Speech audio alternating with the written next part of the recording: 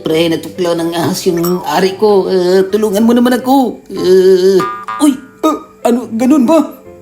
Sige pre, tatawag ako ng doktor. Hello, Doc.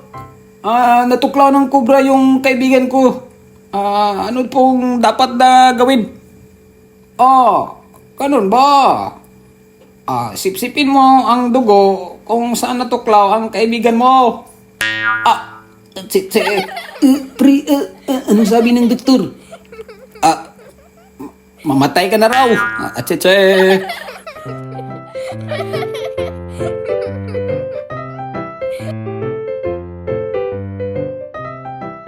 Si Juan nagbakasyon sa resort.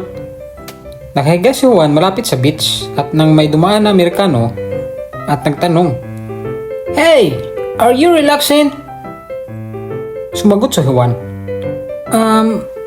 No. May dumaan na Chino, Are you relaxing? No, I'm not. At may dumaan namang Hapon, Oh, are you relaxing? No, I'm not relaxing.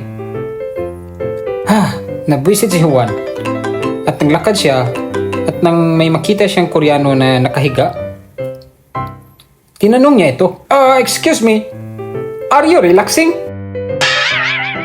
Koreano sumagot, Yes, I'm relaxing. Ay, puta. Ikaw lang pala si relaxing. Kanina pang may naghahanap sa'yo. Wala ka. Atse.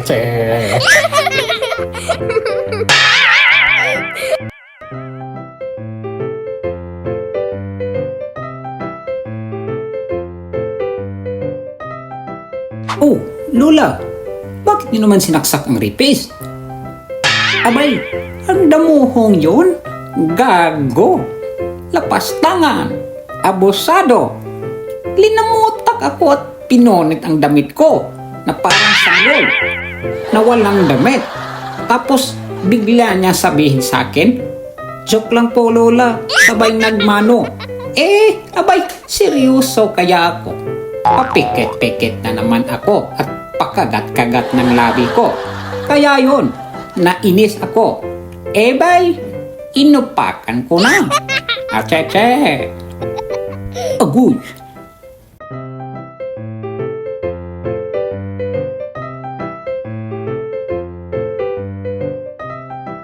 Oh, pre. Dami mong aning saging Pahingi naman kahit isang sako lang.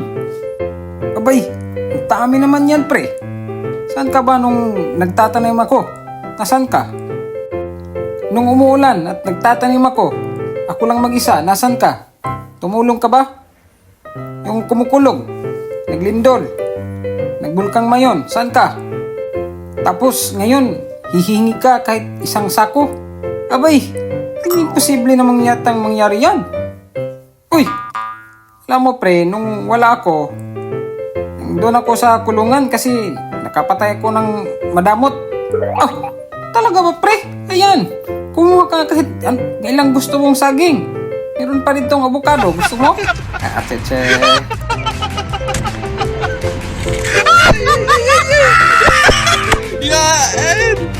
Yeah, Ed!